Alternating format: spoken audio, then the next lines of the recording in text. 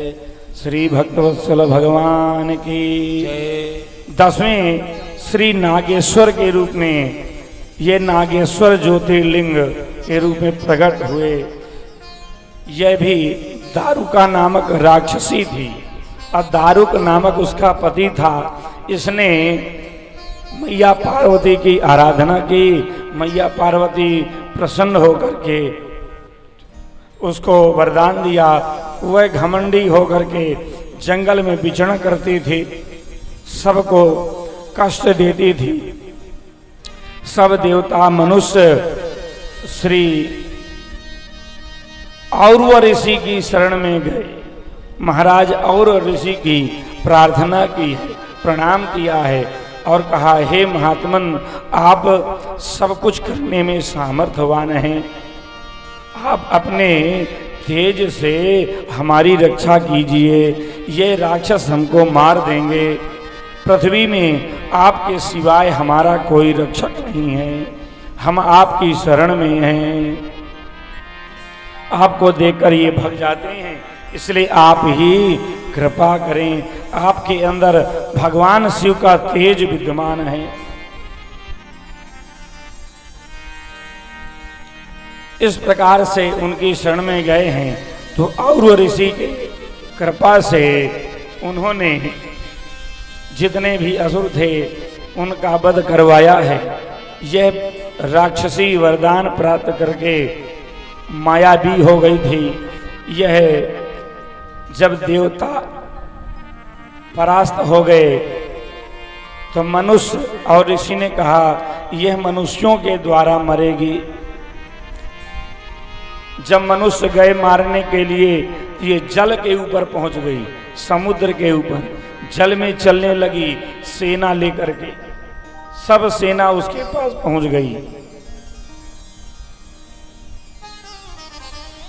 तब कहा कि जब ये थल में आएगी तभी इसकी मृत्यु हो। जब ये थल में आकर रहने लगे तभी इसका वध होगा। तो थल में जब आई है, मौका देख करके असुरों का वध करवाया है।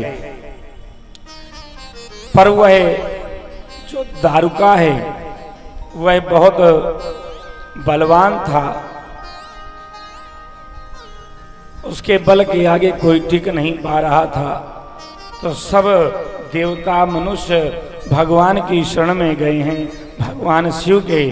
और भगवान शिव की शरण में जाकर के प्रार्थना करने लगे, हे भगवान, हे स्वामी, हमारी रक्षा करें। वहाँ एक वैश्य था। उस वैश्य ने भगवान शिव की आराधना करता था, पार्थिव शिव निर्माण करके।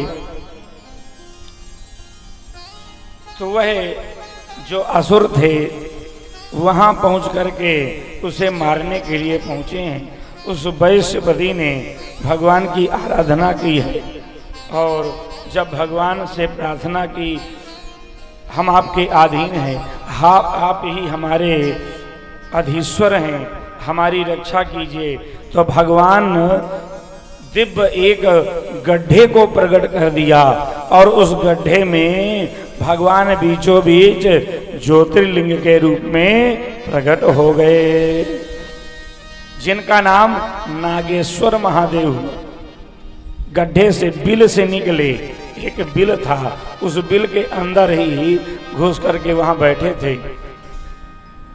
भगवान ने उसकी रक्षा की है और कहा, आगे चल के वीरसेन नाम के राजा होंगे, वह मेरी आराधना करेंगे और जब आराधना करेंगे तो उनके तप के प्रभाव से यह असुर मर जाएंगे और वह राजा अंदर प्रवेश करके मेरा दर्शन करेंगे और दर्शन करके वह बलवान होंगे, उनकी समस्त इच्छाएं पूर्ण होगी। इस प्रकार से भगवान ने उन असुरों का वध कर दिया और वध करके भगवान वहीं प्रतिष्ठित हो गए। बोलो भक्तवत्सल भगवान की जय हो। इस प्रकार से भगवान नागेश्वर के रूप में प्रकट हुए और आज भी सबको दर्शन देते हैं।